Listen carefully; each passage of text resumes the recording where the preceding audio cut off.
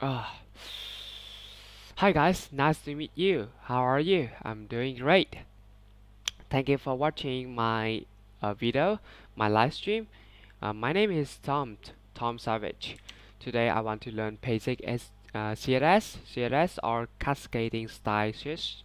Tell the browsers how to display the text and other content that you write in HTML. Yeah. With CSS, you can control the color, font, size, spacing, and many other aspects, aspects, aspects, aspects, A- aspects. aspect of HTML elements. Now that you've described the structure of your cat photo app, give it some style with CSS.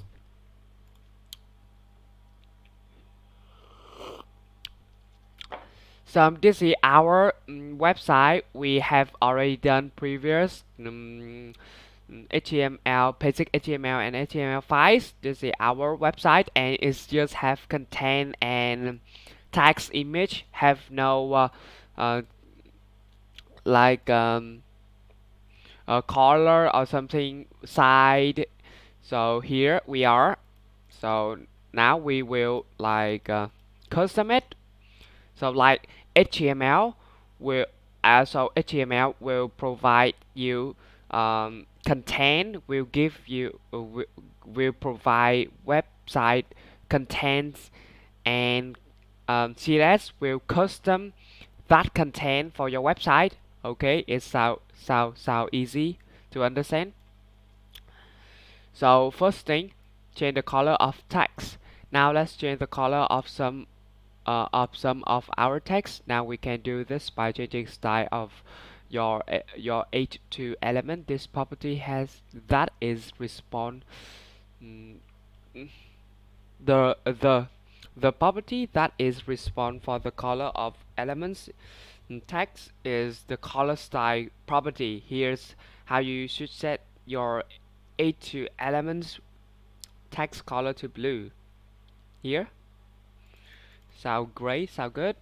Ah, note that it is a good practice to end line styles with the clay. Okay, cool. Change your A2 element style to that is text color is red. This is A2 element, and I want to style it. Give it like style uh, color red.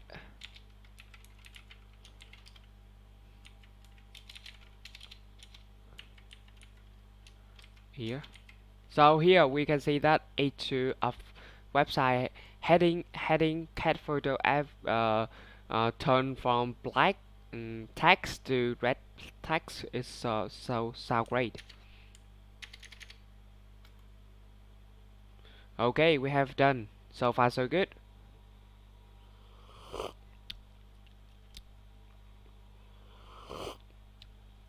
Ah, coffee so delicious.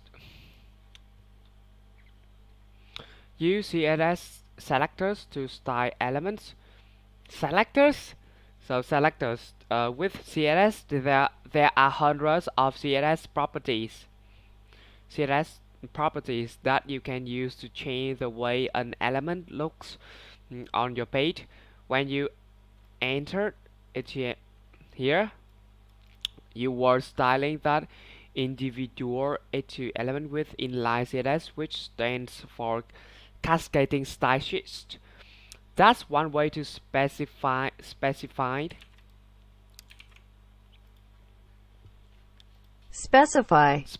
the style of an element, but there's a better way to apply CSS. At the top of your code, create a style block like this. Okay, the top style.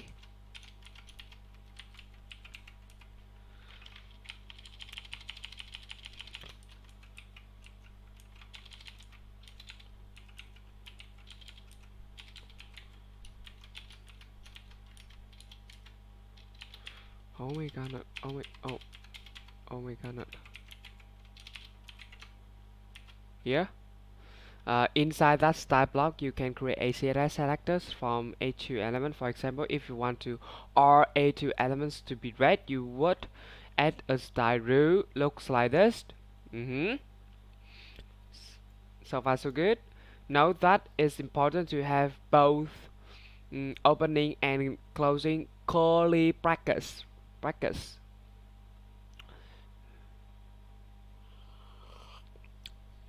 Closing and curly brackets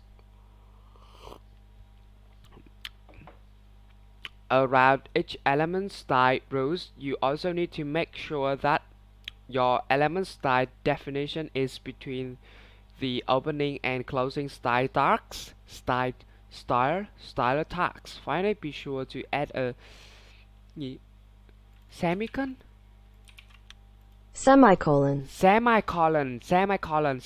to the end of each your element styles rules. Delete your 8 to element style attribute.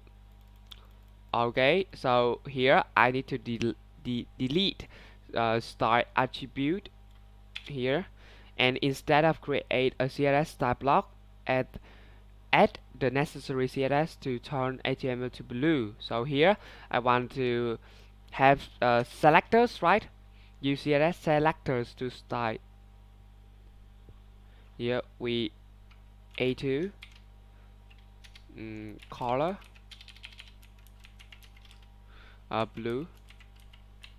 So far so good. So we can see that this heading from red to blue text. So far so good.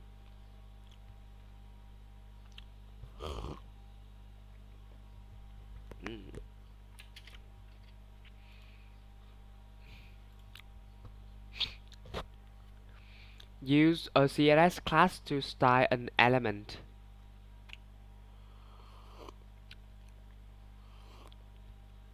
Classes are usable styles that can be added to HTML elements.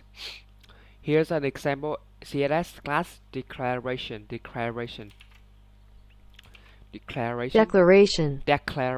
style blue text color blue style. You can see that we create a CSS class called blue text. We need to have a dot in front of blue text within the style tag. You can apply a class to an HTML elements like A2 class blue text. Note that in your CSS style element, class name start with a period dot. In your HTML elements class attribute, the class name does not include the period dot. So inside your style element, change the A2 selector. So this is a selector, A2 selector to red text dot red text.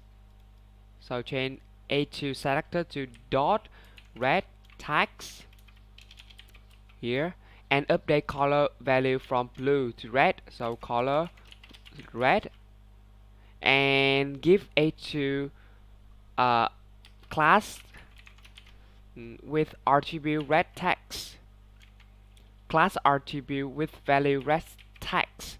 So here we can see that cat photo again return red text. Super cool. So far so good.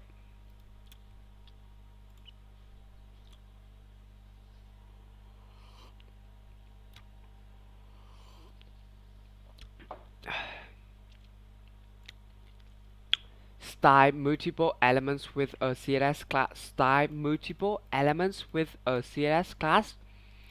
So like classes allow you to use the same CSS styles on multiple HTML elements.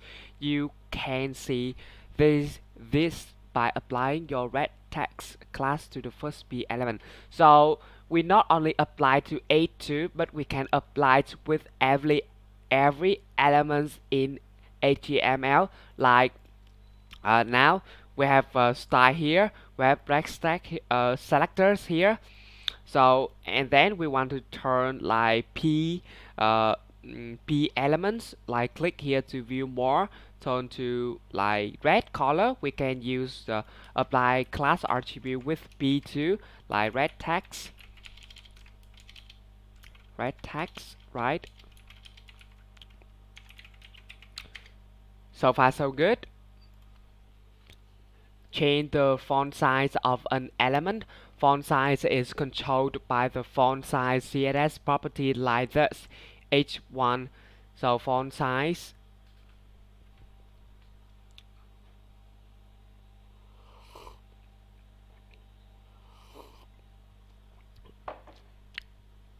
change the font size of an CSS an element. Font size is controlled by font size CSS property. So this is property like this. Okay, so this is selector, this is property, this is valued. Inside the same style tag that contains your red text class, create an entry for B element and set the. So we want to create an entry P. We just type P in style tag elements and set font size. So we need to remember we need to have like curly. We need to have curly braces, and then we use like font size property, font size property, and we set to 16 pixel. Here we see the different here. Where?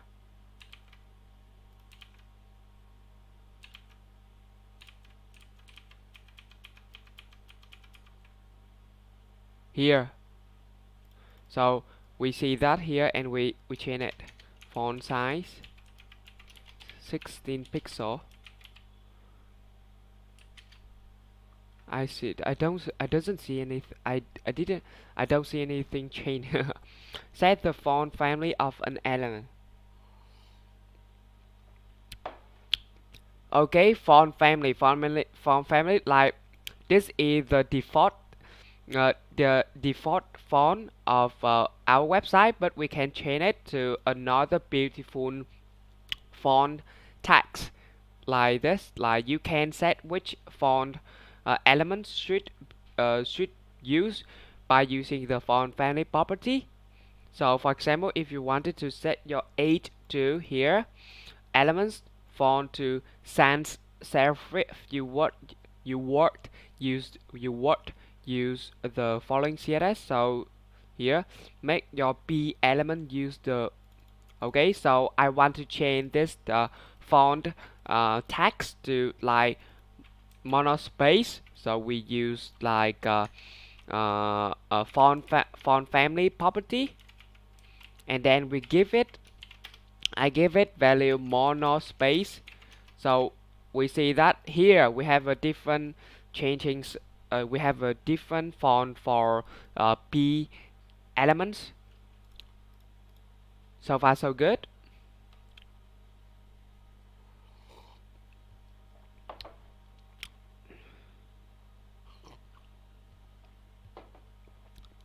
Import a Google font. In addition to specifying import a Google font, In addition to specifying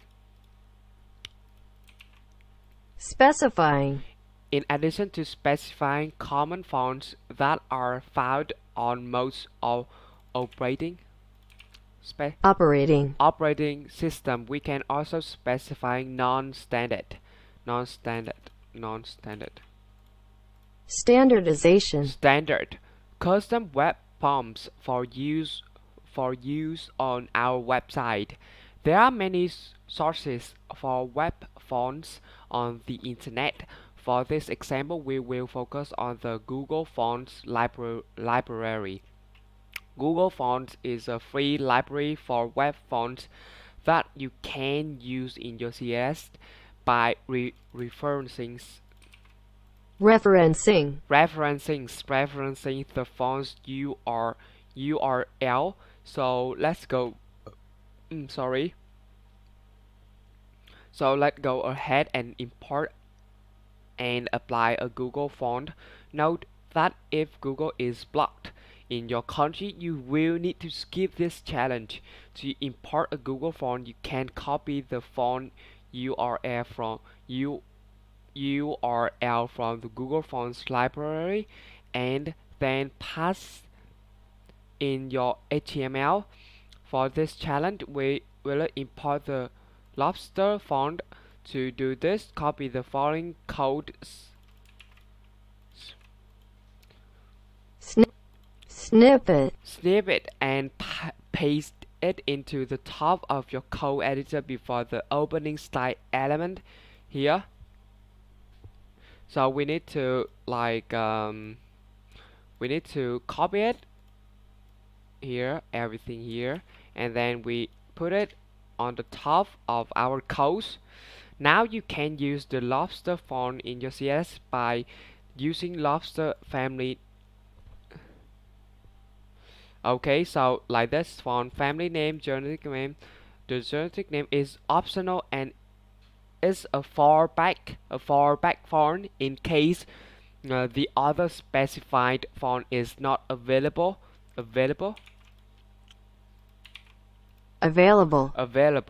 This is covered in the next challenge. Family names are case sensitive and need to be wrapped in quotes. Family names are case sensitive and need to wrap it in quotes. If there is a space in the name, for example, you need to quote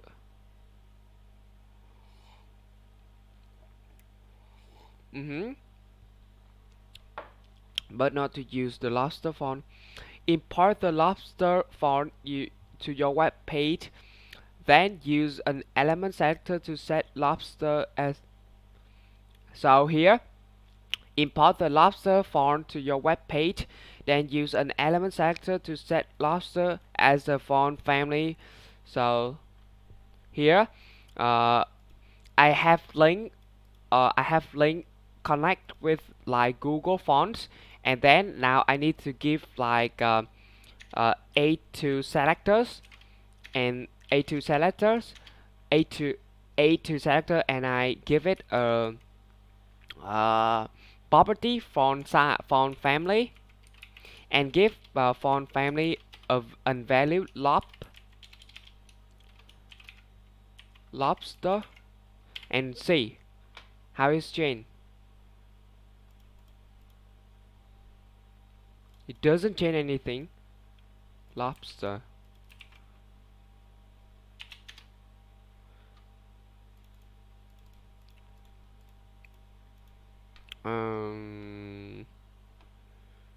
Oh, yeah, I don't need dot.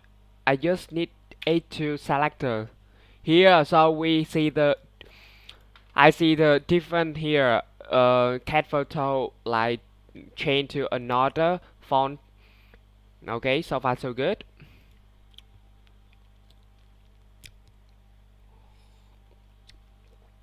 Specify how fonts should degrade. Specify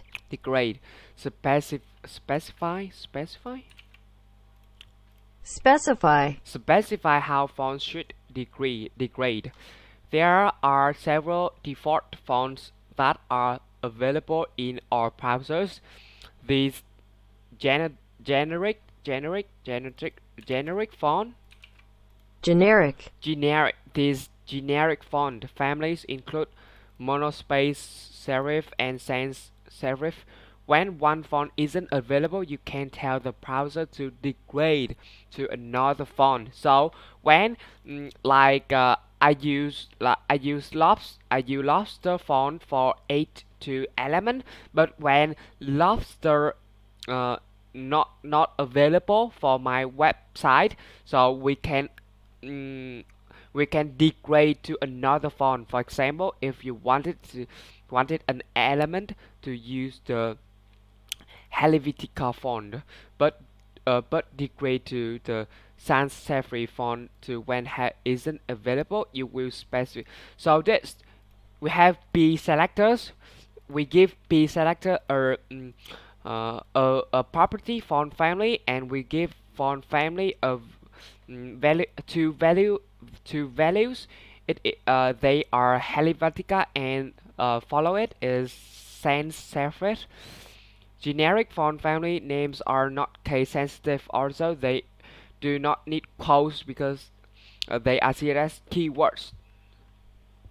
To begin, apply the mono monospace to font to A2 element. So I will apply this the monospace font size for A2 element. I will change lobster to monospace. Sorry, and then so that it now has two fonts, lobster and monospace. Oh my god. So let me see. I don't need to change lobster. I need to put more. In the last challenge, you imported the lobster font using link tag.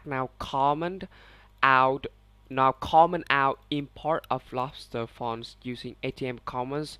You learned before to Google fonts so that it isn't available anymore. Notice how your 8 to 8 to 8 to element degrades to monospace font. If you have the lobster font installed on your computer, you won't see degradation because your browser fine.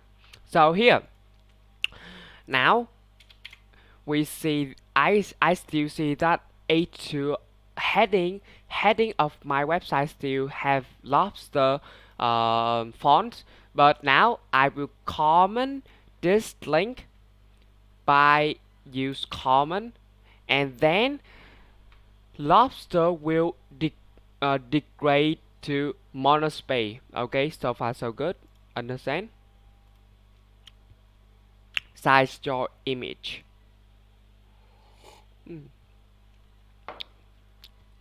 Size your image. CSS has a property called width that controls an element's width. Just like with fonts, we'll use pixels to specify the image's width.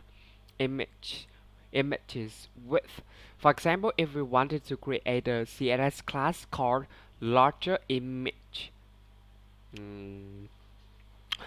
that gave HTML elements with width of 500 pixels we'll use. Also, now we create class called small image inside style tag and use it to resize the image so that it's only 100 pixel wide. So now I need to create one smaller image classes inside style tag, and then I need to give small image property width value 100 pixels, and then I need to give my if I want applied this class in this style to my picture on my website, I need to give my image. Where is my image? Here is my image. Give my image a class attribute with value smaller image. So far so good. So we can see that here now our picture is smaller than before. So far so good.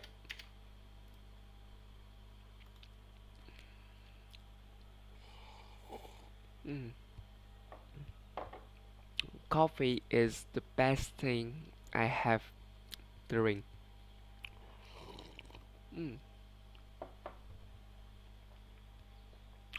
So add borders around your elements. So borders around your elements. CSS borders have properties like style, color, and width. For example, if we wanted to create a red 5 pixel border around an element, HTML element, we could use this class style. So we use this class color, border width, border style, red 5 pixel solid. Create a class called thing green border. So I will create a class inside styles tag with name think green border, and then give it properties. This class should have a 10 pixel solid green border around HTML element. Apply the class to your cat photo. Remember that you can apply multiple classes to an element using its class attribute by separating each class name with a space, for example. Uh, so yeah, like this. First of all, I need to create one new class in style tag with names thin green border, and then I will give thin green borders with property border. So I need to give border color with like green, and border width with 10 pixel, and then we give border. Give border style border property style with solid, and then if I want to apply this class to for my picture, I just like give my picture one more like class. Even though my image in my website have already have one class per previous class, but we can add any class we want. We just need to separating each class name with a space, like space, and then we just give a name we have set for our new class we have created, thin green border. We just copy this,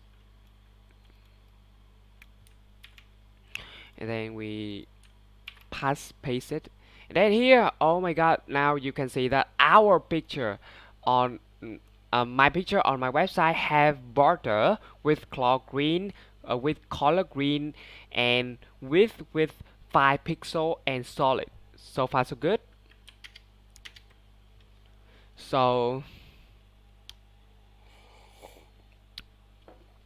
add rounded corner. Oh, add rounded corners with border radius. So here I see that my border is like really like this. I want to make it rounded, not like this. So I need to use border radius. So your cat photo currently has sharp. Yeah, like at the moment my photo currently has sharp corners. Sorry. We can. I think that I can round. Yeah, round, I can route out those corners with CSS property called border radius. You can specify a border radius with pixel. Give your cat photo a border radius with 10 pixel. Note, this challenge allows for multiple possible solutions. For example, you may add border radius to either. So now you see that I understand this kind of meaning. So my image in my website right now have two classes value. Like, yeah, let me see.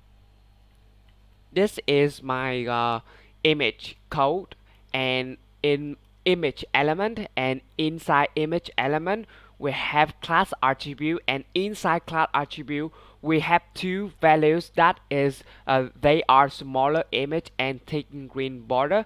So when mm, either mm, either we add a border radius in small image or a thick green border is the same. So I will choose one with a thin green border with a border radius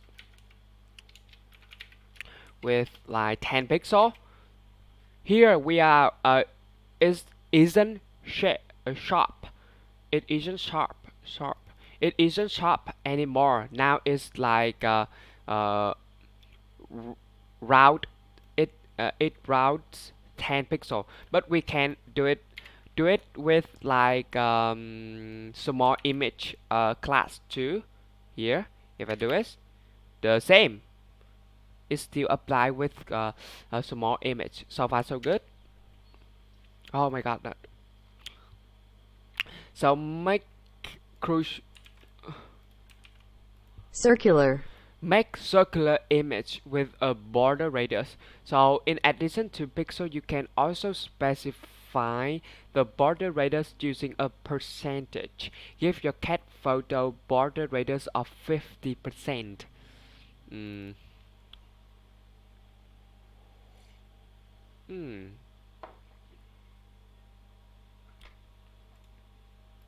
So I will give.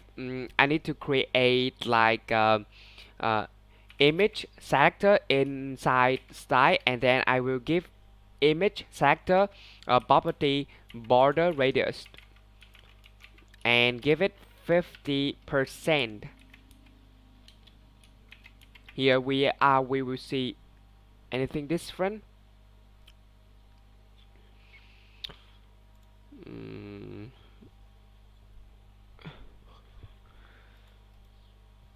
We don't see anything. Your image should have border radius of 15. Border radius. I do it correctly. Why not?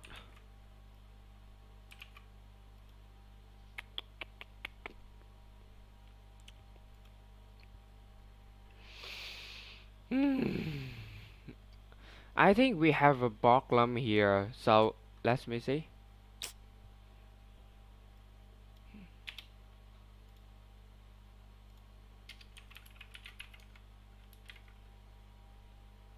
No.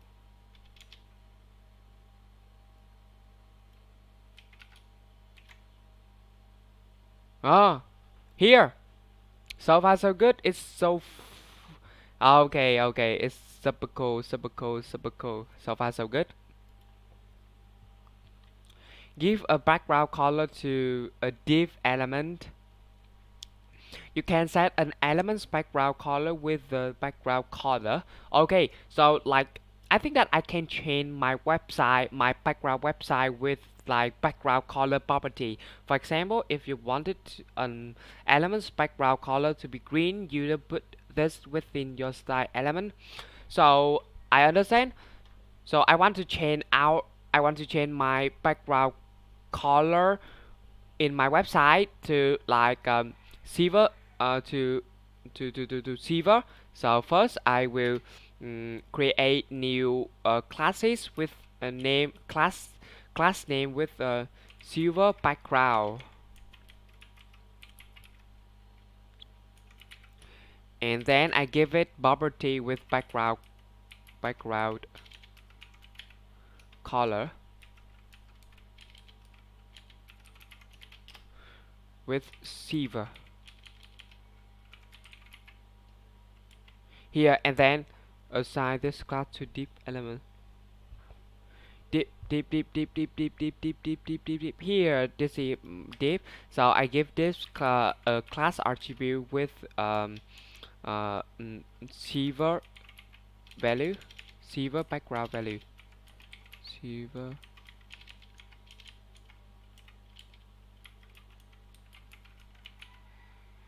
Okay, here we see that we have this is like body. Yeah, our body change from white.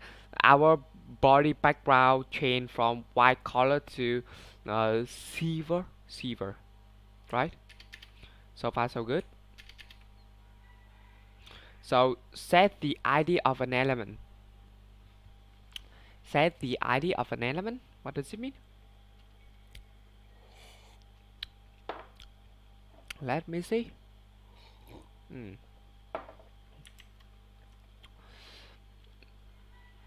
Oh my god, let me see, let me see. So, oh my god, my set the ID of an element. In addition to classes, each HTML element can also have an ID attribute. Classy each element can also so not on our elements in HTML can also have an ID attribute and class either. Uh, there are several benefits to use ID attributes. You can use an ID to style a single element, and later you'll learn that you can use them to select and modify specific elements with JavaScript. Really? Seriously? ID attributes should be unique. Browsers weren't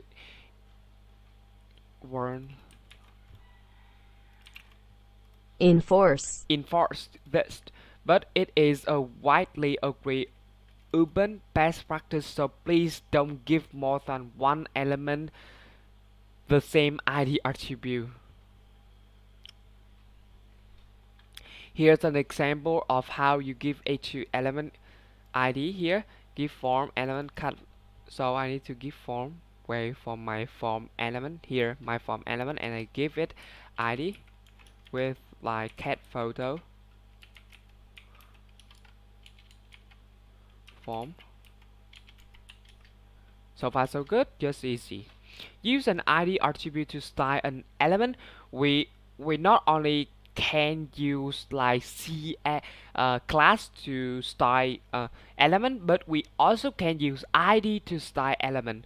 One cool thing about ID attributes is that, like classes, you can style them with them using class CSS. However, an ID is not reusable and should only be applied to one element. An ID also has a higher specificity importance than a class, so if both are applied to the same element and have conflicting styles, the styles of the ID will be applied. So like when our when our I know I understand like when my element have have both when my elements have both like ID and class, so my so the style will apply ID will be applied but not classes. Here an example how you can take your element with the ID attribute of cat photo element and give it background color of green in your style element. So here, so instead of use dot, so we need to use hash symbol to for ID. So far so good. Note that inside your CSS element you always reference classes by putting a dot in front of their names. You always reference these IDs by putting hash symbol in front of their names. Try giving your form, which now has an ID attribute of cat photo form. So at the moment, in the last challenge, I have give my form an attribute an ID attribute with cat photo form value. So now I want to start custom my form with a green background. So and now with inside style tag, I need to give hash first give hash symbol, and then mm, we write name of ID cat photo form, and then we give it the property background color with green. Here we will see, whoa, super cool, right? So far so good.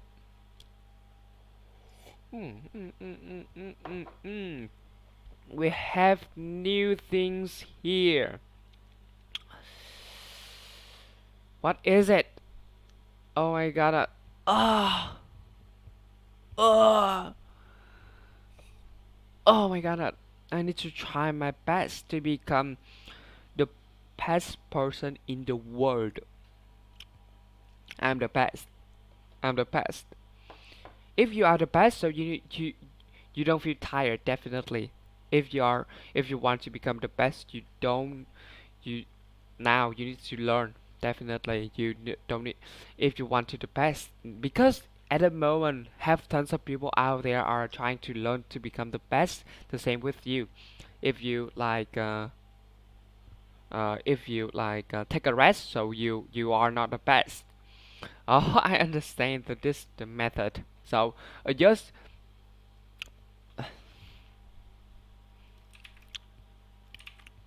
adjust, adjust, adjust, adjust, adjust, adjust the pathing, adjust the adjust the pathing of an element. Oh, I'm not the best. I'm not the best. I need to the best. Adjust the parting of an element. Now let's put our cat photo app away for a little while and learn more about styling HTML. You may have already noticed this, but our HTML elements are essentially little rectangles. rectangles, Rectangles. Rectangles. Three important properties control the space that surrounds each HTML element: body, border, and margin.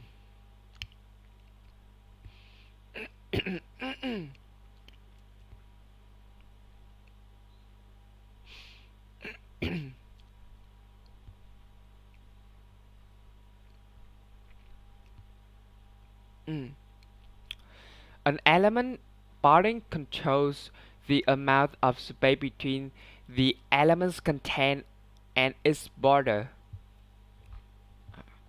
Oh, so I understand quite good. This is my text. This is my text here. This is my text. Uh, an element body controls the amount of space between. So every elements understand. First of all, you need to understand that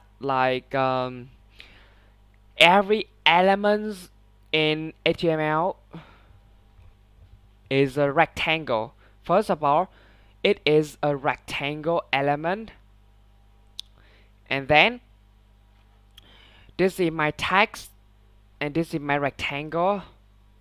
So bordering is the space between the text and the border. Okay, so far so good. Here we can see that the blue box and the red box are nested with the yellow box. Note that the red box has more padding. Has more padding than blue box. Yeah, here we can see that this padding is a text, and from padding text to the border is either padding. Padding meaning. Do you understand? I understand. Mm, when you increase blue box padding, it will increase the distance padding between the text and border around it. So I will change the padding of your blue box to match that. So here we have, let me see, we have red box with padding 20 pixel here, but you see blue box just have padding 10 pixel. And now I will change it to 20 pixel, and you will see, I will see the difference between parting the same. Now it's the same. So I understand parting is meaning is super cool, right? So far so good.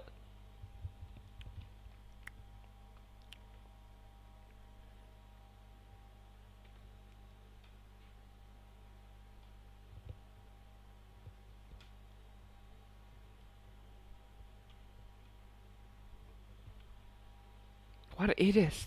Oh my god, my microphone.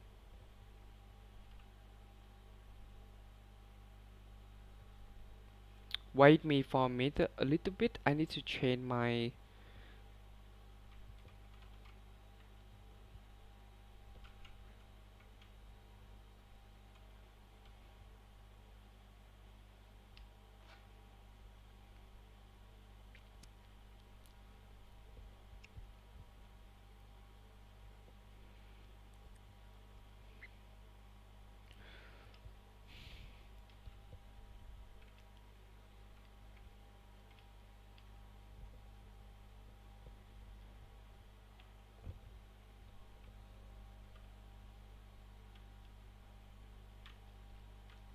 Okay, so far so good.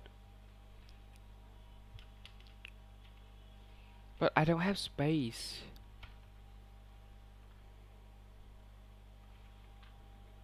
It's not good though.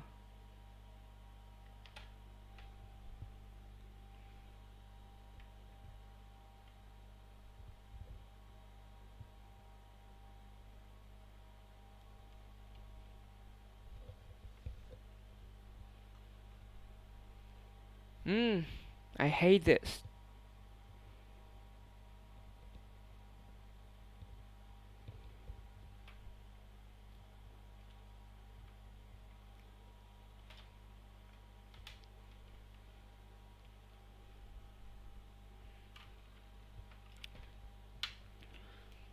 Wow, super cool. Oh, I feel normal.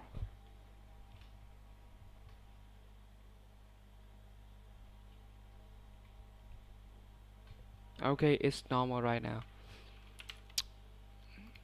So far so good, right?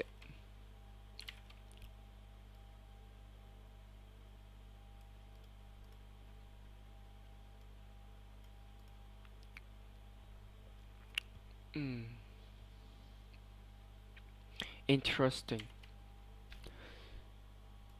Cool. We go to next challenge.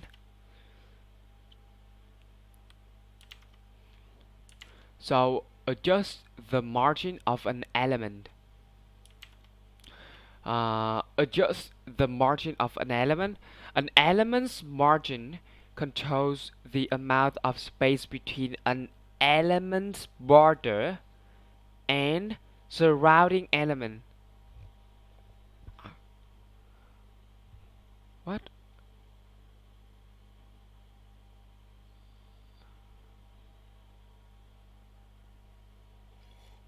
Hmm. Hmm. Don't understand.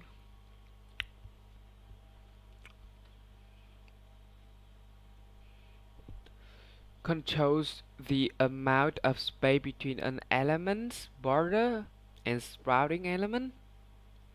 Here we can here we can see that blue box and red box are nested within the yellow box. Note that the red box has a bigger margin than blue box. Yeah, true. Make it appear smaller. When you increase the blue box margin, it will increase the distance between its border and surrounding element. Oh, I understand. Like red box is the margin of red box is 20 pixel, but so we can see that the space red box, the margin of red box is 20 pixel. That means that the space from border to the yeah, quite understand. I think so. How can I read it? Let me see again. Adjust the margin of an element. An elements here we see the same. It's normal, right? Oh, my neck. Fuck it. Adjust the margin of an element. An element's margin controls an element's margin controls the amount of space between an element's border and surrounding elements. Here we can see that the blue box and the red box are nested within the yellow box. Note that the red box has bigger margin than the blue box, making it appear smaller. When you increase the blue box margin, it will increase the distance between its border and surrounding elements.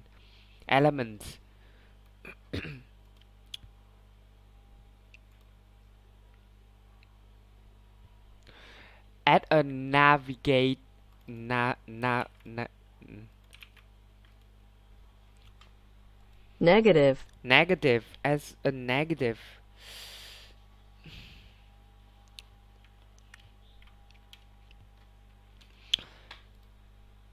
Add a negative margin to an element. An element's margin controls the amount of space between an element border surrounding element. So, yeah, here.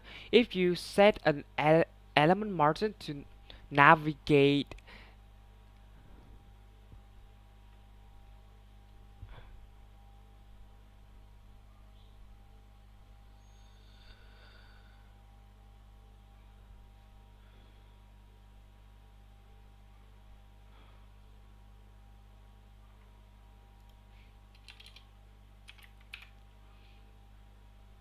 here,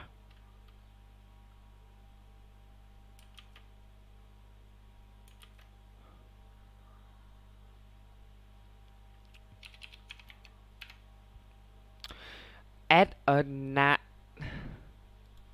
negative. Ah. Add a negative margin to an element. An element's margin controls the amount of space between an element's border and surrounding elements. If you set an element's margin to a negative value, the element will grow larger.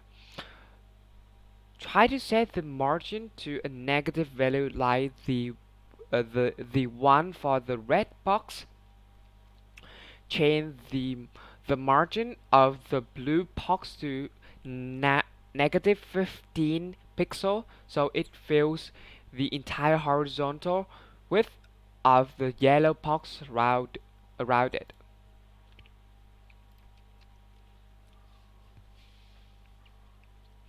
Add different batting to each side of an element. Sometimes you will want to customize an element so that it has different amounts of padding on each of its sides.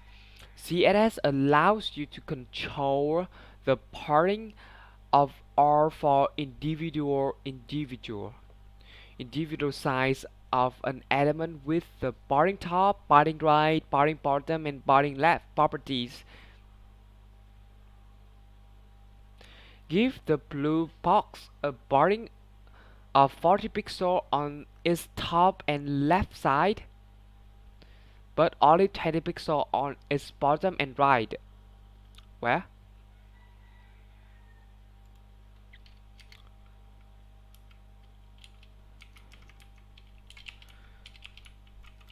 Parting top.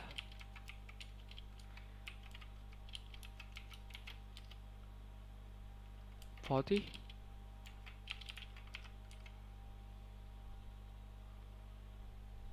Uh-huh.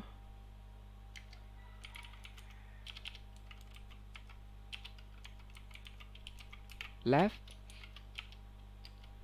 40.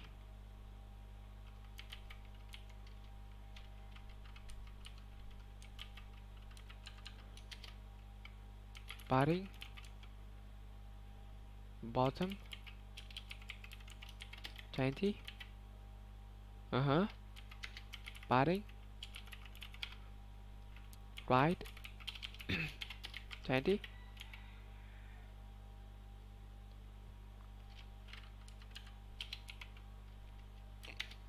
So far so good.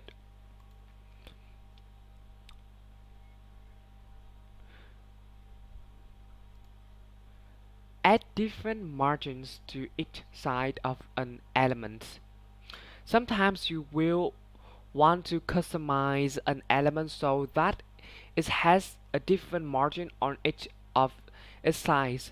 CSS allows you to control the margin of all four individual sides of an element with the margin top, margin right, margin bottom, and margin left properties. Give the blue box a margin of 40 pixels on its top and left side, but only 20 pixels on its bottom and right sides. Okay, blue box,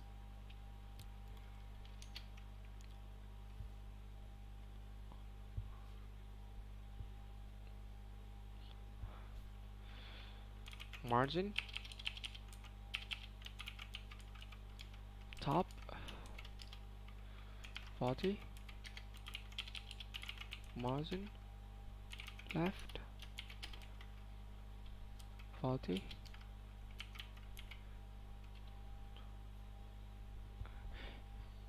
and margin, bottom, 20. What?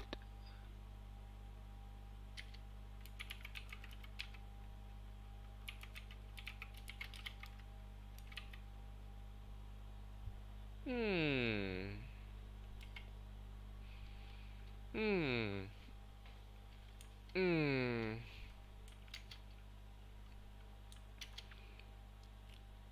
Oh my god, no, it's fucking really hard. Ugh. Yeah.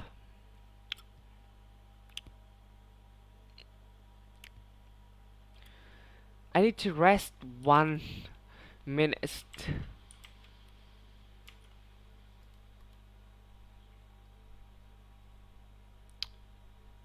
I have no views. Seriously.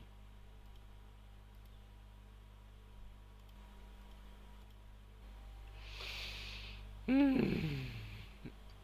I think we have a problem here. So let me see. Property font family and give font family of unvalued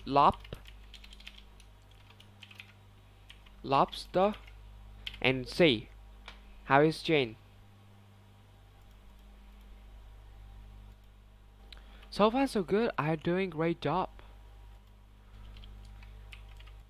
Box a margin of 40 pixels on its top and left side, but only 20 pixels on its bottom and right sides. Okay, blue box. I have no views. I have no views. Margin, it's hard. Top, oh, my neck is 40, margin, left, no excuses. 40, no excuses. What the heck are you doing? Why you excuse and claim and margin? Yourself? If you still do that, you cannot become bottom, successful, bro. 20. Enjoy the life. Do your best, bro. What? Oh, it's hard. It's hard sometimes, bro. You gonna, you gonna over it. You gonna over it. I believe in you. Hmm. Hmm. Definitely, it's hard because. Oh my god, no, it's fucking really hard. You can master it. You Ugh. Have lots of money. I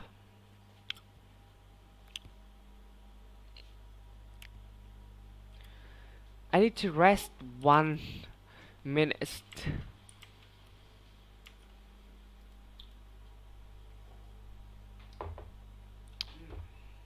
I have no views, seriously.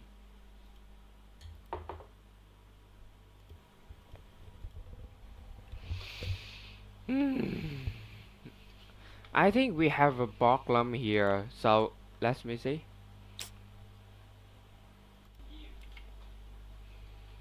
Hmm. Hmm.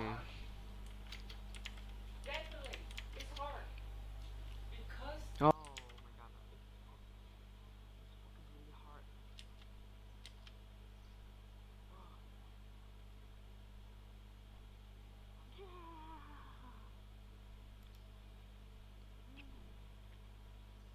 I think we have a problem here, so let me see.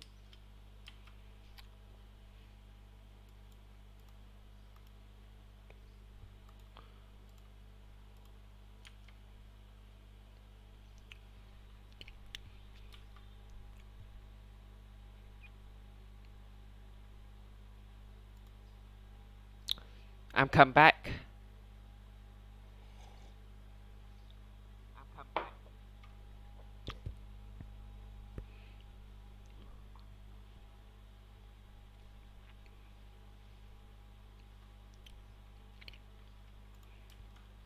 Maybe it's hard, but you will overcome it.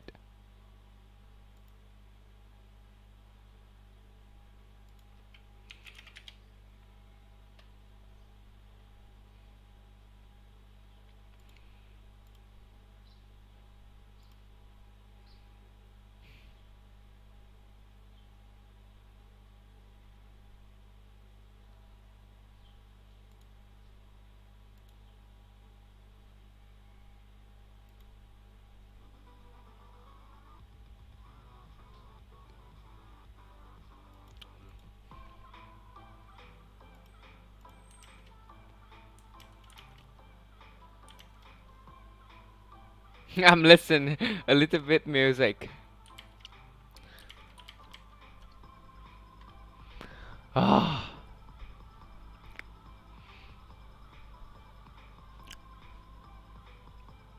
I'm so alone. I'm fucking really alone.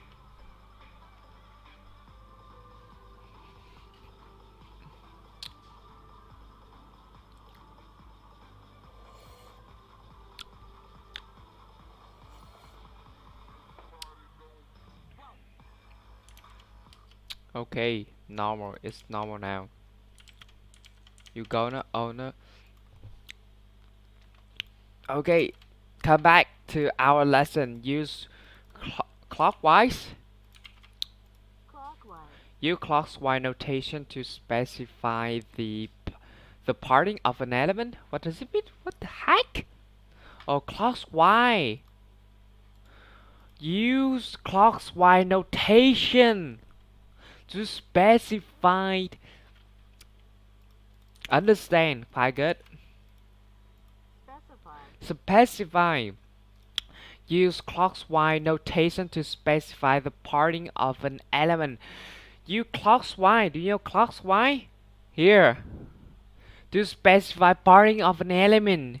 Here is top, left, here top, right, bottom, left, top, right, bottom, left, top, right, bottom, left, top, right, bottom, left. Yeah, I understand. Instead of specifying a pattern, parting top, parting right, parting bottom, parting left, you need to write 4 times properties individually. You can specify them in all one line like this. Parting 10 pixels for the top, 20 pixels for the right, parting bottom 10 pixels for the parting bottom, 20 pixels for the left. It's so far so good. These 4 values work like a clock top, right, bottom, left, and will produce the exact same result as using the site-specific parting instruction.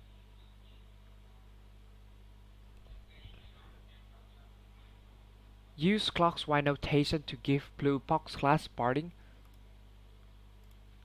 Okay, here we have our blue box. So I want to give blue spot class with like binding property and give it 40 for top, 40 for top, 40 pixel for top. But remember, right, just 20 pixel, and bottom 20 pixel, and then 40 for left. So far so good, right?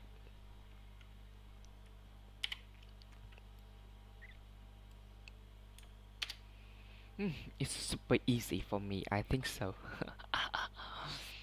Use clockwise notation specify the margin. So it's the same with parting and margin. I don't need to read this, but yeah, I will try to practice my pronounce. Let's try this again, but with margin. This time, instead of specifying an elements margin top, margin right, margin bottom, bottom, bottom, bottom, bottom, bottom. Margin left properties individually. You can specify them all in one line like this.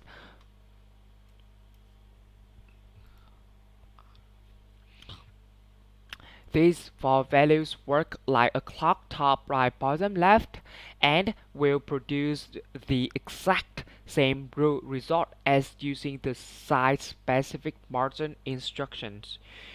Use Use clockwise notation to give the element with blue box slot margin 14. Okay. Oh, blue box. Here I will give like margin property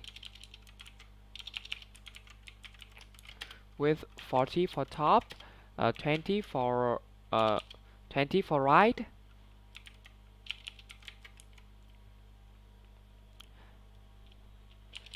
Let me see.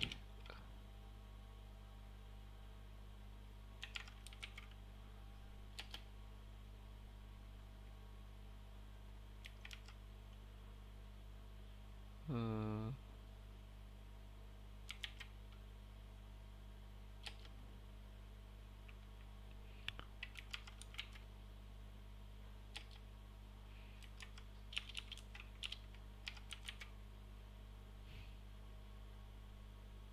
hmm. Okay. We have over use attribute selectors to style elements. You have been adding ID or class attributes to elements that you wish to speci specifically style. These are known as ID and class selectors. There are other CSS selectors you can use to select custom groups of elements to style. Let's bring out cat photo again to practice use CSS selectors. For this challenge, you will use the attribute attribute selector to style the checkbox in cat photo app. This selector matches and style elements with a specific attribute value. For example, the below code changes the margins of our elements with the attribute type and a corresponding value radial.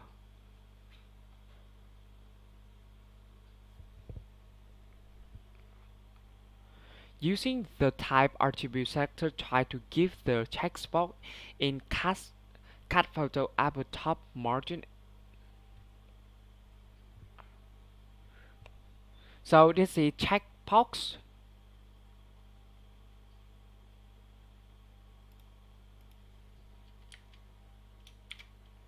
I have no idea though. What is this? Oh, type text box.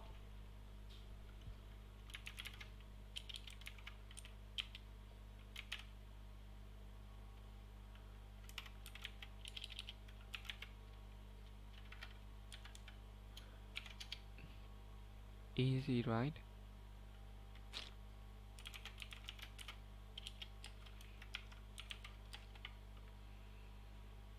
Here it's super easy. Understand, understand. Top margin.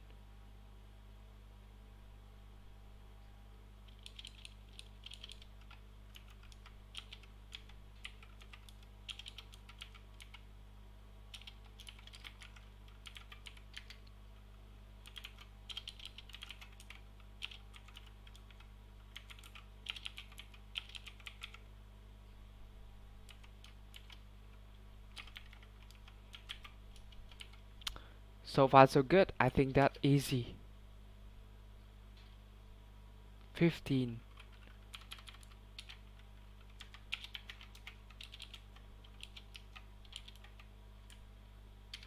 Mm. Understand absolute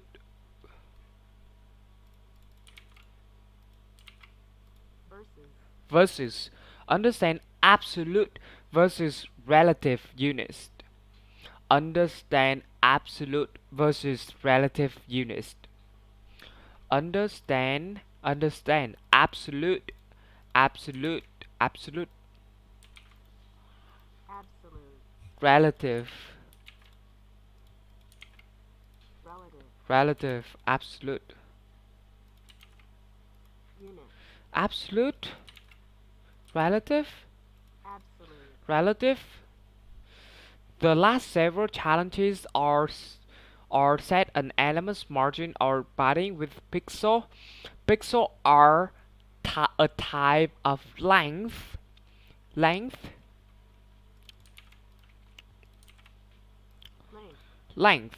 unit. Understand absolute versus relative units. The last several challenges are are set an element's margin or padding length. Pixel are type of length unit, which is what tells the browser how to size or space an element in addition to pixel. In addition to CSS has a number of different length unit options that you can use. Hmm.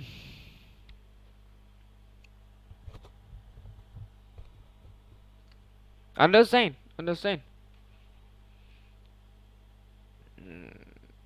The two main types of length units are absolute and relative. What the heck it is?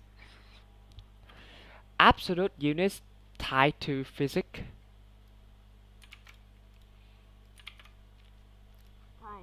Tied to physics units of length, for example, in and refer to inches and mi- millimeters, respectively. Absolute length units approximately the actual measurement on a screen, but there are some difference depends on the screen's re re resolution.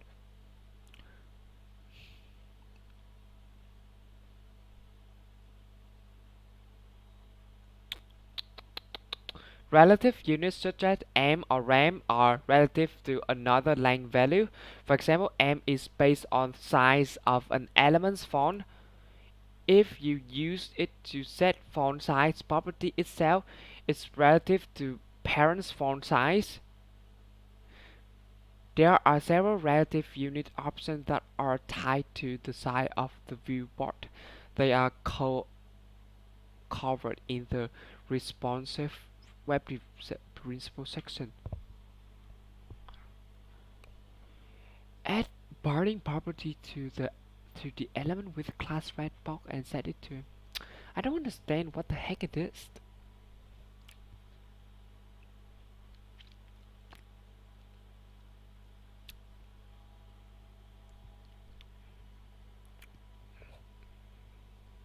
Understand absolute versus relative units. Mm. Understand absolute versus relative units. The last, the last several, the last several, the last several, the last several, the last several challenges are set an element's margin or padding with pixel. Pixel are a type of length unit, which is what tells the browser how to size or space an item. In addition, addition, in addition, in addition, in addition to pixel, CSS has a number of different length unit options that you can use. The two main types of length units are absolute and relative. Absolute units tied to physics units of length. For example, in and to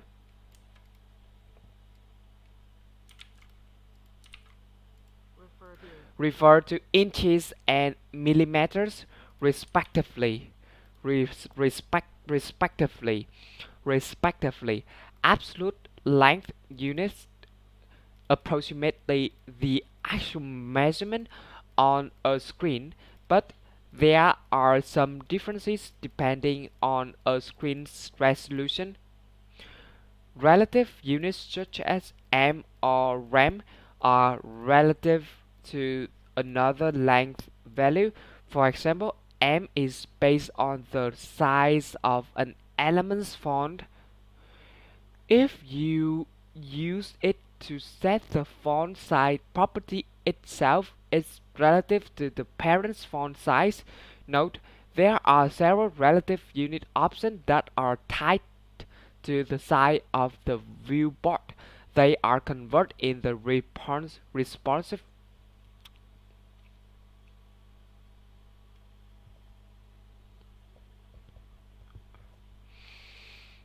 property to the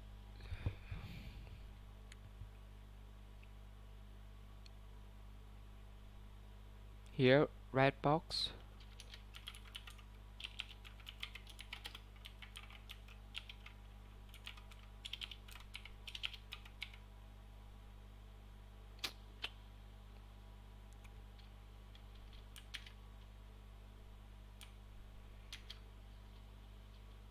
Style the HTML body elements.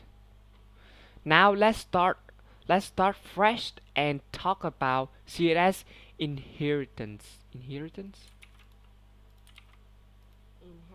Inheritance. Even every HTML H H H H 8 HTML page has a body element.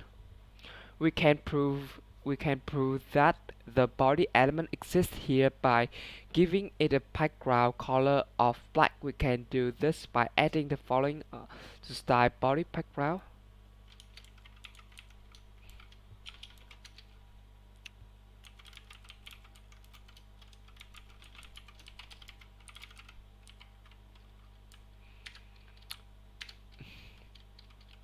Inherit. Inherit styles from the body element. Now we've proven that every HTML page has a body element, and that its body element can also be styled with CSS. Remember, you can style your body element just like any other HTML elements, and or your all other elements with inherit your body element style. First, create h1 element with the text hello world.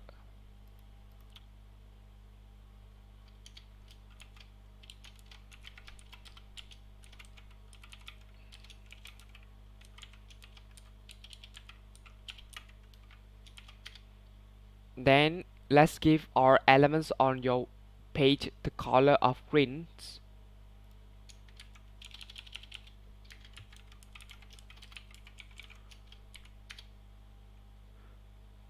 To your body element style declare. Finally, give your body element the font family.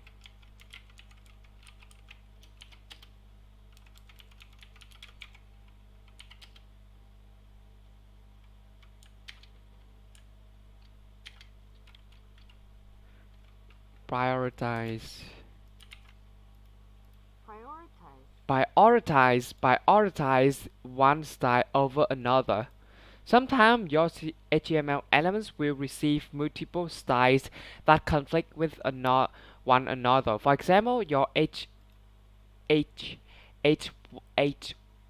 element can't be both green and pink at the same time. Let's see what happens when we create a class that makes text pink, then apply it to an element. Will our class override the body element color green? Oh, understand. So right now we have like um a lot of way to custom like heading. Now I want to create class in H1 and give it ping text, and then I will type it ping text and give it pink color.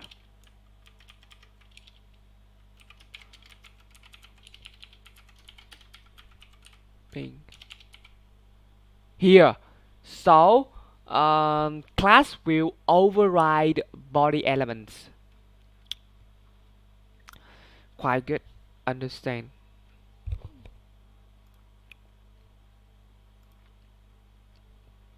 Override styles in subsequent CSS.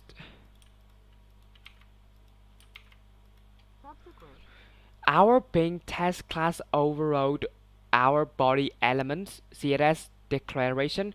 We just proved that our classes will override the body elements CSS. So the next logical question is, what can we do override our ping text class? Create an additional CSS class called blue text that give an element the color blue. Make sure it's below your ping text class declaration. Below, make sure it's below.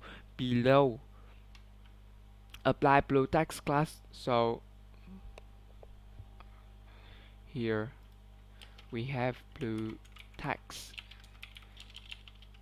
and now we will give it below ping text selector,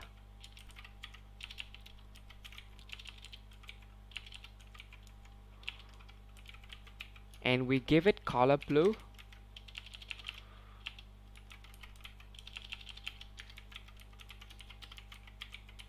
And here we see the result that blue text selector override ping text selector because it's below ping selector. But if we cancel it and we move it forward ping text, so the different blue text selector couldn't override ping text. So just simple, we just put it. Okay, understand? So far so good. Override class declaration by styling ID attribute. Yeah, I remember that ID override classes. We just proved that browser read CSS from top to bottom. Yeah, CSS read CSS prove that browser read CSS from top to bottom in order of their declarations. That means that in the event of a conflict, the browser will use whichever CSS declaration came last. Notice that if we even have the put blue text before pink text in our h1 elements classes, it would still look at the declaration order and not the order of their use.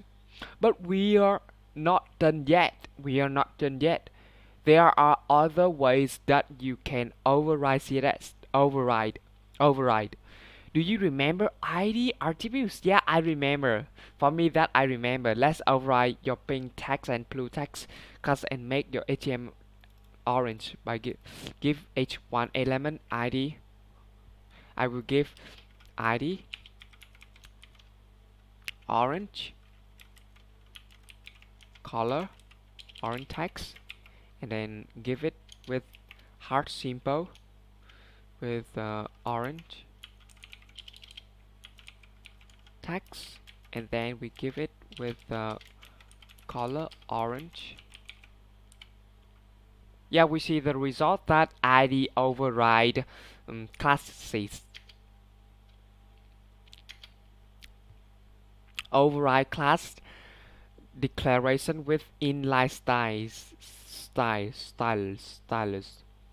So we've proven that ID declarations override class declarations regardless. Declaration.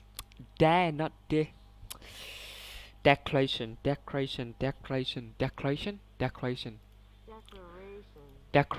regardless of where they are declared in your style elements.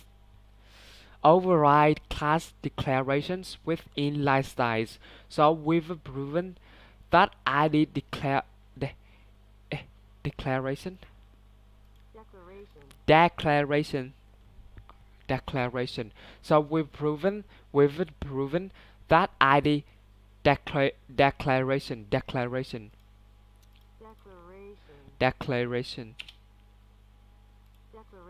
declaration declaration. So we've proven that ID declarations override class declarations regardless of where they are declared in your style element CSS. There are other ways that you can override CSS. Do you remember inline styles? I remember inline style that you can custom in your element. I think so. Use an inline style. Try to make use an inline style to try to make out h1 element, right? Oh, this is inline styles look like this. Leave the blue text and things. So here,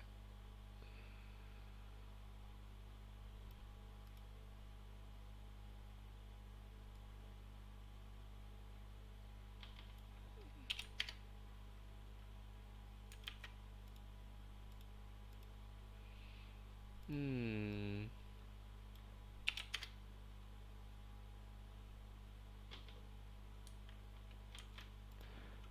hmm. So here, I think that I have idea here. Style.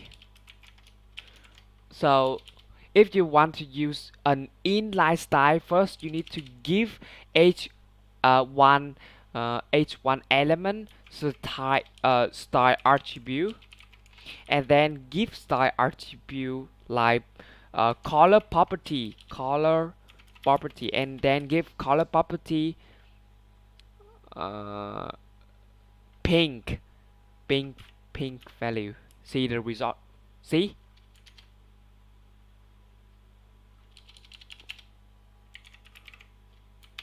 see, it's really easy, right? So when uh, I remember now, let me remember. So uh, class uh, uh, body can style everything, but class will override body, ID will override class, and style will override everything. In so an inline style will the most powerful, and then decrease to ID and decrease to class and decrease to body.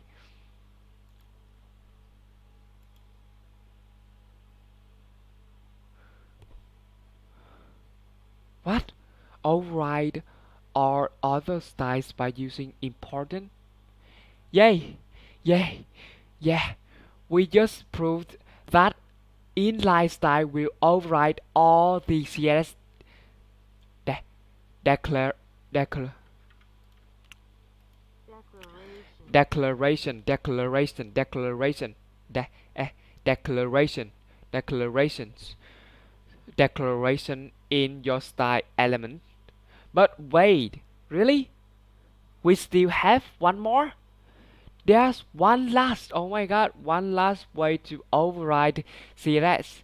This is the most powerful method of all, but before we do it, let's talk about why you would ever want to override CSS. In many situations, you will use CSS libraries. In many situations, you will use CSS libraries. These many these may accidentally override your own CSS. So when you absolutely need to be sure that an element has specific CSS, you can use important. Important. Oh, important. Let's go all the way back to our main text class declaration. Remember that our main text class was overridden by subsequent class declarations, ID declarations, and inline styles. Let's add the keyword important here to our to your ping text elements color declaration to make 100% sure that your age will be pink.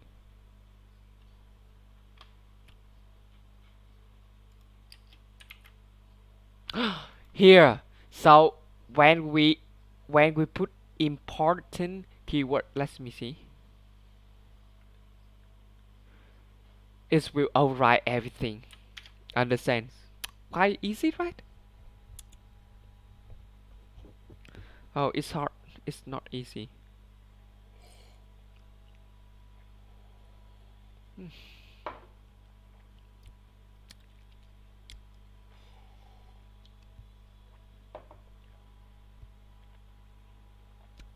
It's super hard.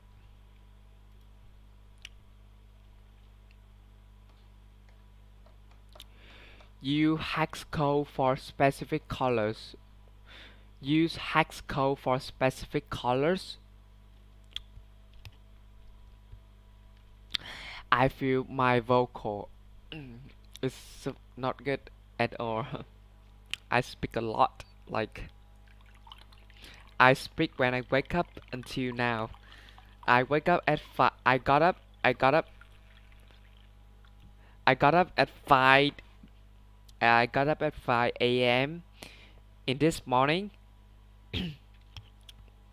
and then I s- I have been speaking like 6 hours.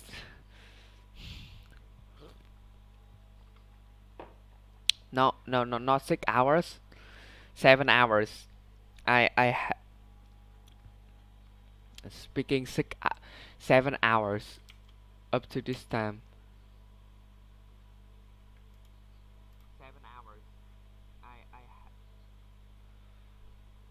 speaking 7 hours. And I have no views. Seriously, it's no way. Like to. I have no views.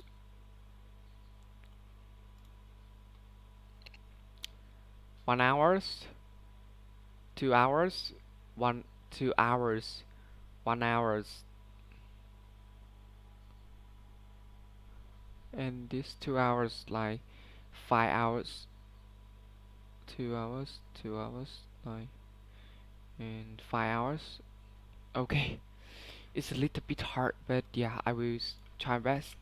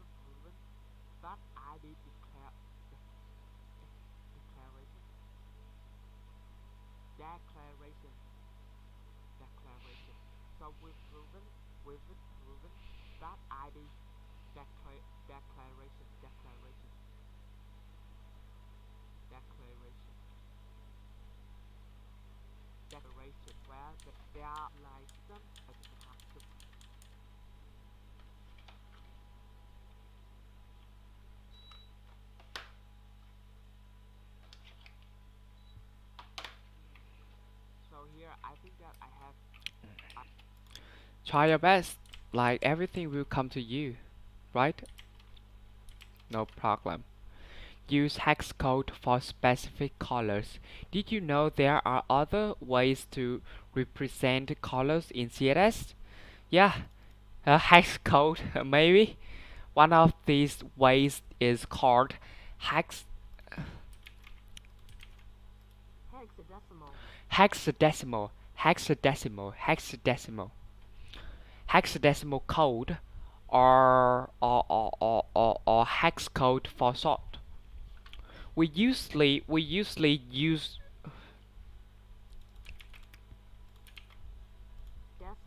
we usually decimal we usually use decimal we usually we usually use decimal or base 10 numbers which use the symbol 0 to 9 for each digit digit hexadecimal hexadecimal or hex are base 16 numbers. This means it used 16 distinct symbols like decimals like decimal. The symbols 0 to 9 represent the values 0 to 9, then A B C D E F represent the values 10 to 15 all together 0 to F can represent a digit in hexadecimal, giving us 16 total possible value. You can find more information about hexadecimal number here. You can find, like in CSS, we can use 6 hexadecimal digits to represent color to each for the red, green to each first for red, continue for green, and in the end for blue. Components, for example, 000 is black and is also the lowest possible value. You can find more information about RGB color system here. Yeah, no, not care. Replace the word black body element. I need to hard symbol and then 0000000.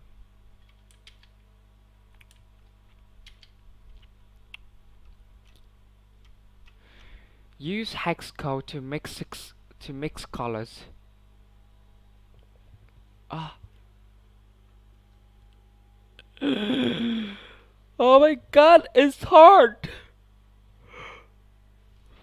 How can they do it? They can do it for 2 hours, 3 hours, like 4 hours, 5 hours live stream to teach student how to code. It's hard. It's hard to become online teacher. It's not easy at all. Oh my god, why is hard like that? I don't know how to say, but it's super really hard. Use hex code to mix colors. Use hex code to mix colors. To review hex codes, use 6 hex hexadecimal digits.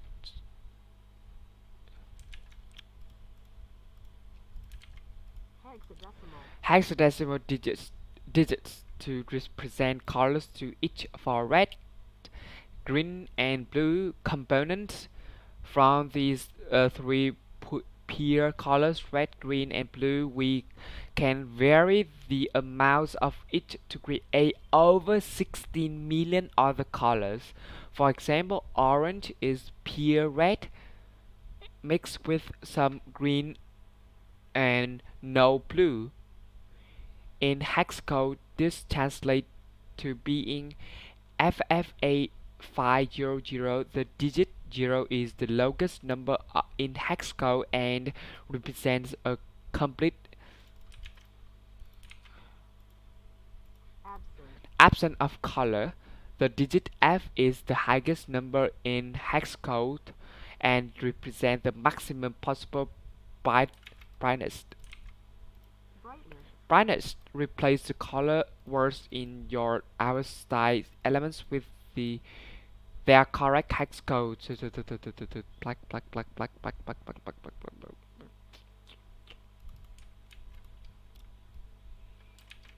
Mhm. It's hard. It's hard, you know. It's not easy at all. It's without you. It's without you. It's with.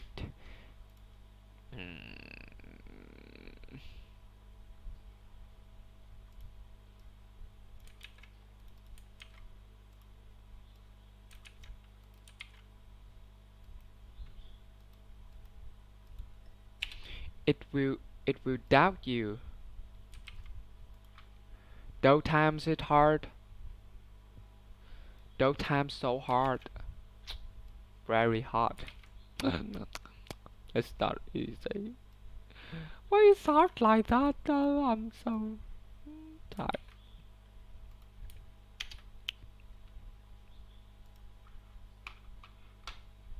Use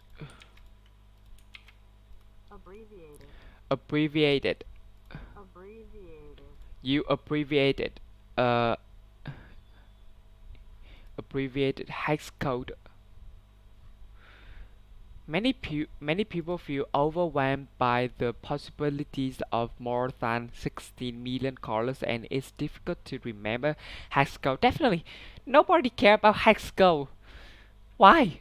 Fortunately, you can shorten it.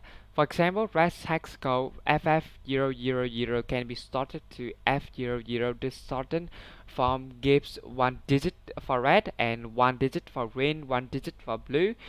This reduces the total number of possible colors to around 4,000. It's still impossible to remember 4,000. Who can? But browser will interrupt. Interpret.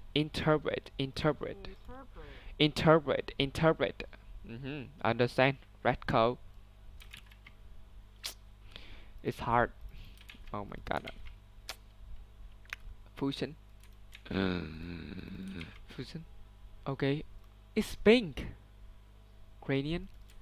It's orange. Oh no. What? Is it crayon? Seriously? Though time is hard. Use RGB values to color elements. Another way you can represent colors in CSS is by using RGB values. The RGB value for black looks like this. Okay. G RGB value for white looks like this.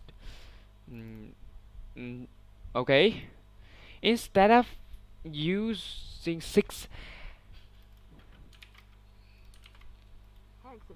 hexadecimal digits like you do with hex code, with RGB you specify the brightness brightness of each color with a number between 0 and 255. If you do the math, the two digits for one color equals 16 times 16, which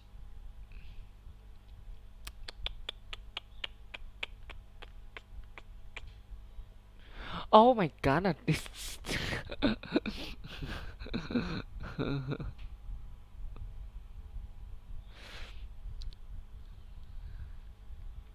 counting from 0 has the exact same number possible values as code. Here's an example how user change body background to orange use is HGP code.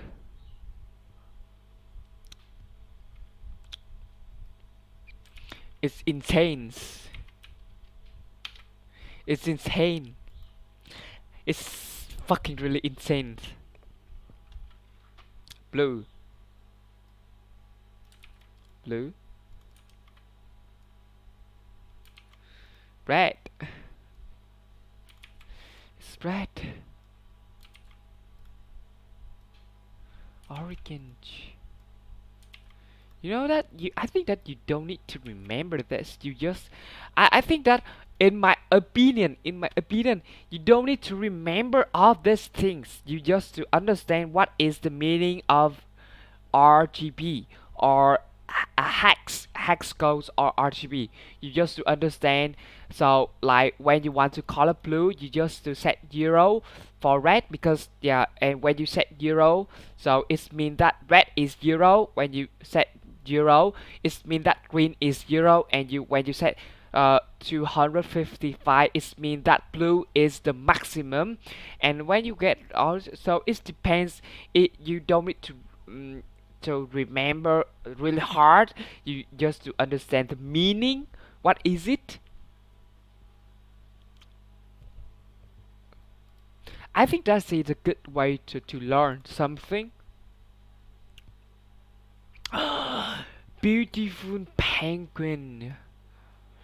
We have a beautiful penguin here. Penguin.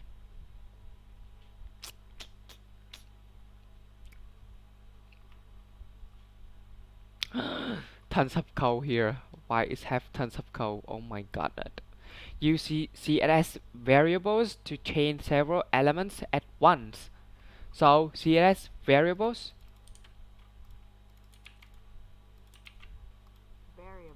Variables. What do variables mean? What? What? What the heck? Variables are a powerful way to change many CSS style properties at once by changing only one value. Following the instruction below to see how changing just 3 values can change the styling of many elements. In the penguin class, change the black value to gray. Penguin class.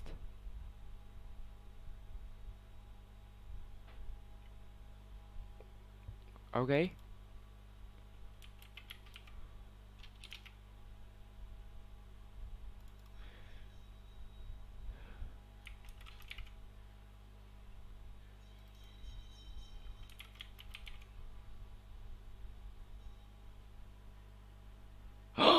Beautiful penguin.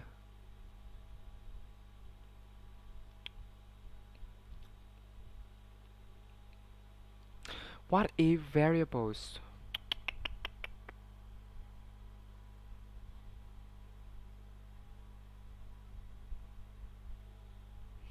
CSS variables are a powerful way to change many CSS style properties at once by changing. Here I see. Here I see penguin skin variable here. I see. I see.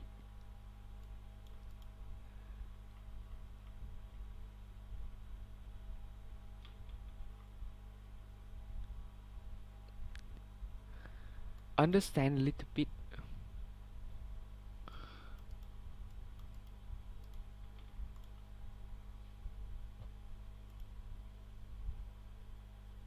Create a custom variable. To create a CSS variable, you just need to give it a name with two hyphens. Hyphens. So you just need to give it a name with two hyphens in front of it and assign it with value like this. This will create a variable named penguin skin and assign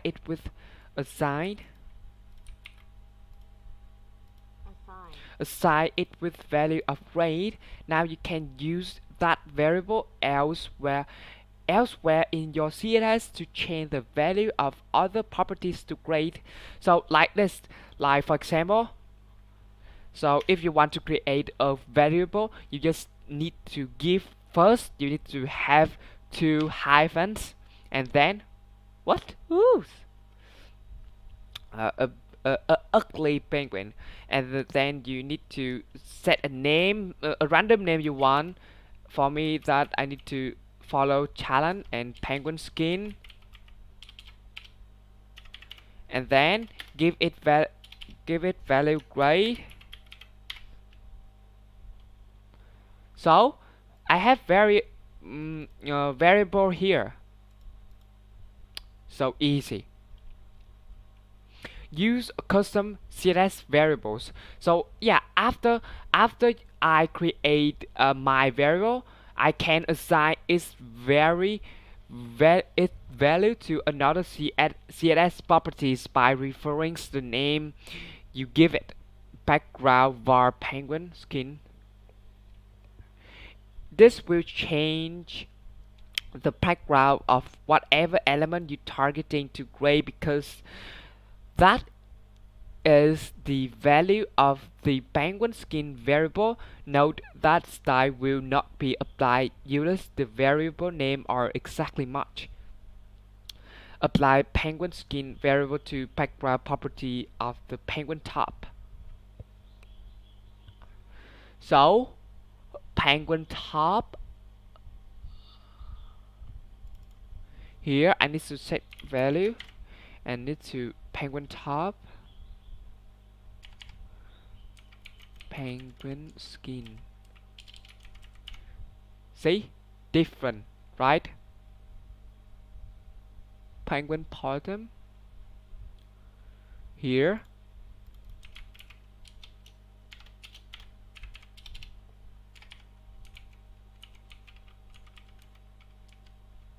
skin. See, it's easy, right? Kind of really easy. You need to remember the meaning, like yeah, variable like that, penguin skin.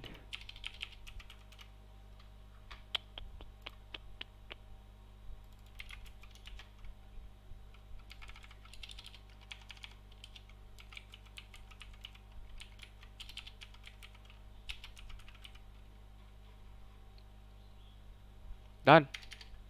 Super easy. Attach a fallback value to a CSS variable. When using your variable as a CSS property value, you can attach a fallback value that your browser will revert it if the given variable is invalid. Note this fallback is not used to increase browser compatibility, and it will not work on IE browsers. Rather, it is used to so that the browser has a color to display if it cannot find your variable here. Understand?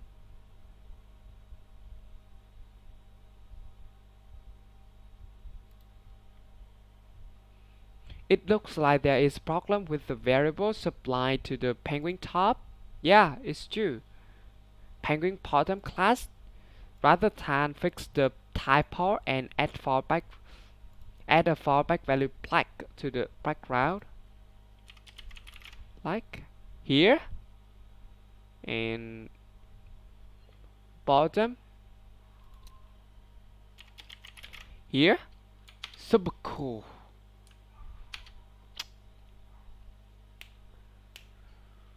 Oh my god, what is this? Super, really a lot of things for me to remember, it's super hard, it's not easy. Improve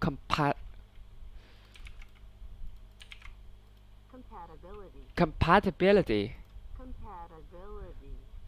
Compatibility with browser fallbacks. When working with CSS, you will likely run into browser compatibility. Compatibility is used at some point. This is why it's important to provide browser fallbacks to avoid potential problems when your browser parses parses the CSS of a web page. It ignores any properties that it doesn't recognize.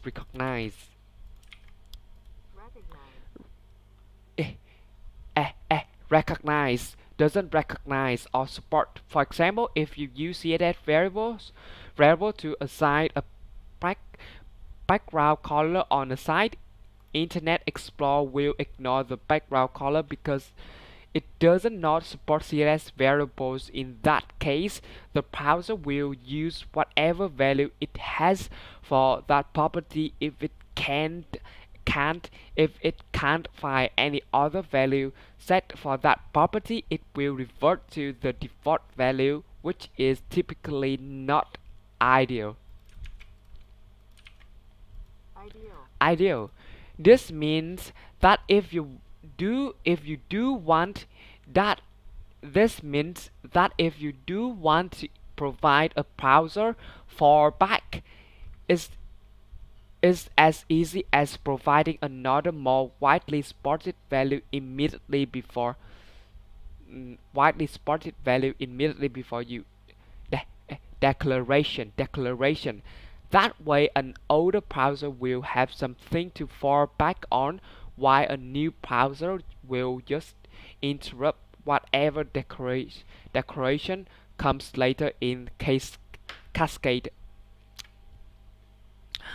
So it looks like a variable is being used to set the background color of the text of the Rexbox class.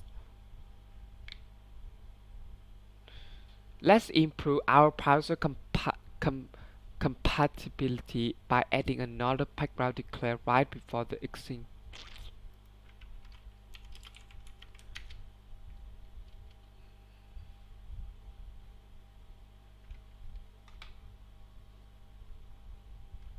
Include a fallback.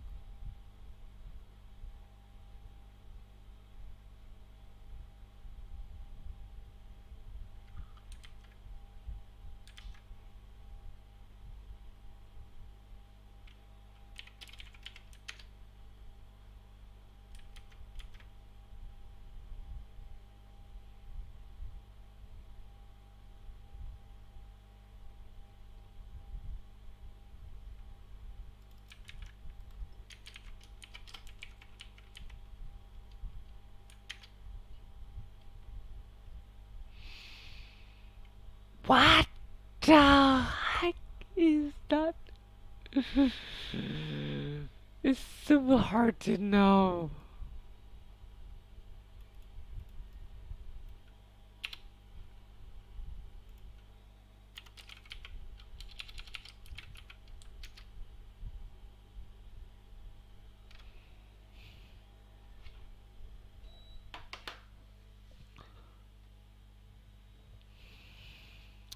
I don't understand so much about fallback.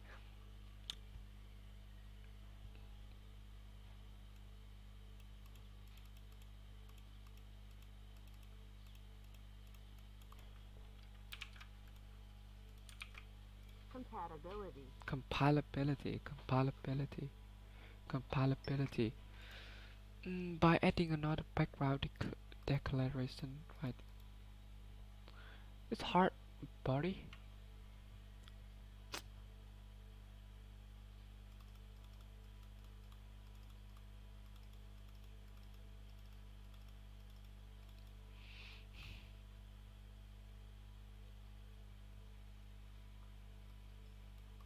What is root?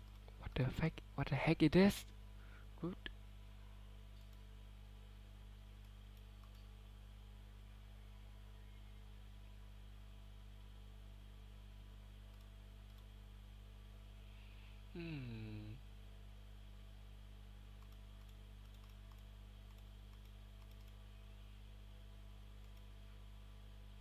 Ah,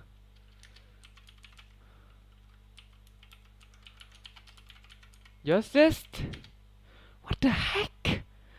Oh my god, what the heck I'm doing right now?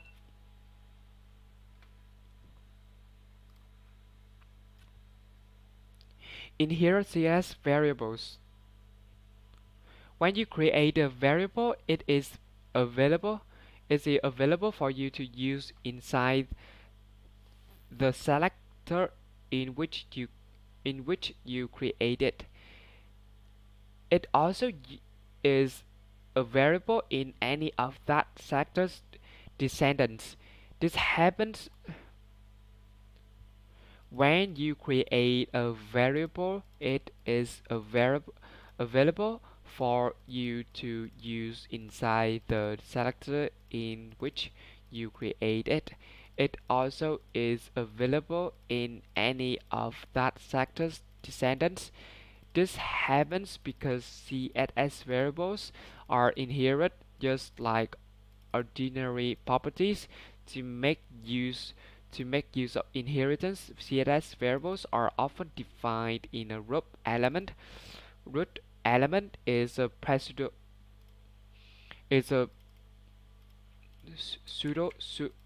pseudo class sector that matches the root element of the document, usually HTML element. By creating your variables is root, they will be available globally and can be accessed from any other selector in the style sheet. Define variable name penguin blankly in root and root selector and give it developing. You can then see that the variables is inherited and that are the child element which use it pink backgrounds. What?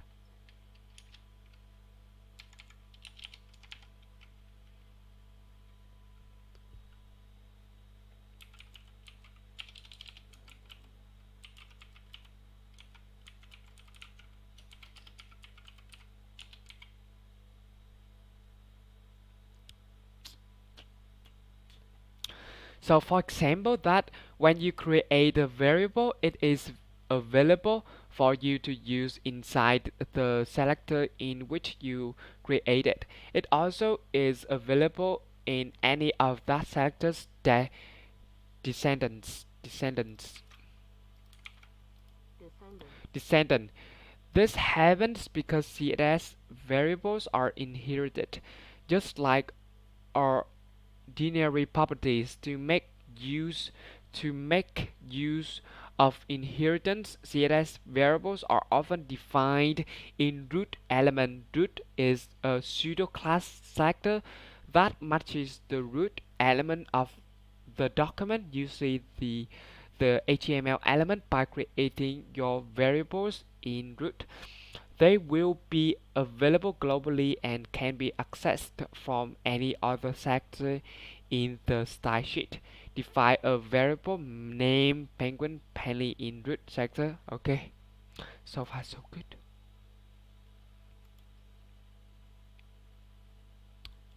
Chain a variable for a specific error. When you create your variable in root, they will set the value of that va- variable variable that variable for the whole page. You can then override the variables by setting them again within a specific sector.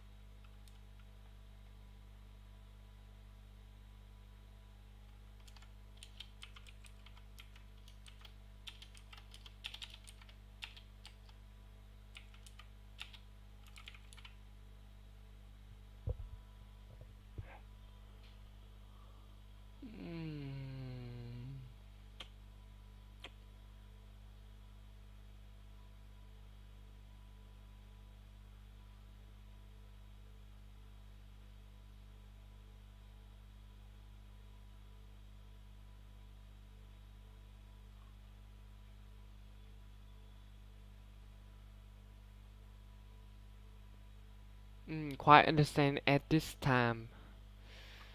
It's hard for me, but I can do it actually, right?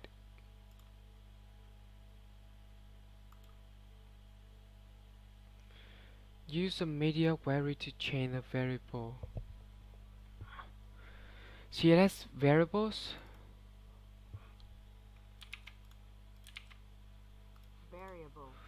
can simply the way you use media query. For instance, when your screen is smaller or larger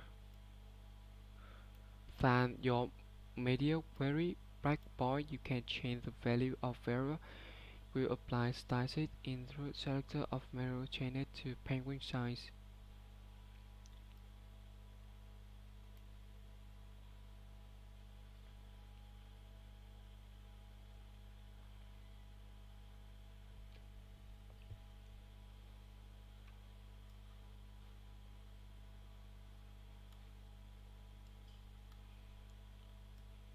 Use a media query to change a variable.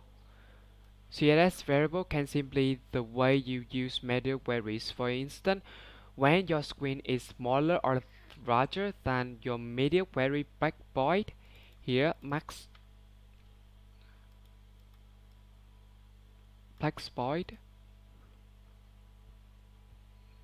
you can change the value of variable and it will apply its style wherever used in the rough selector of media query.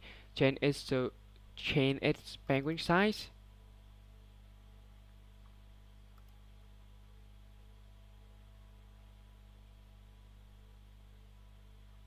Oh, understand.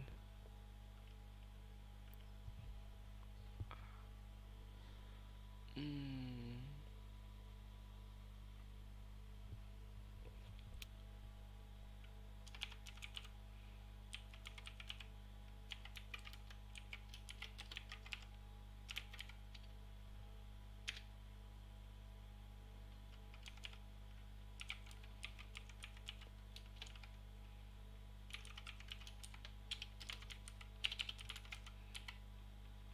Here you see I understand quite a little bit here. Or like this, like here. Use a media query to change a variable. Here the way we use media query.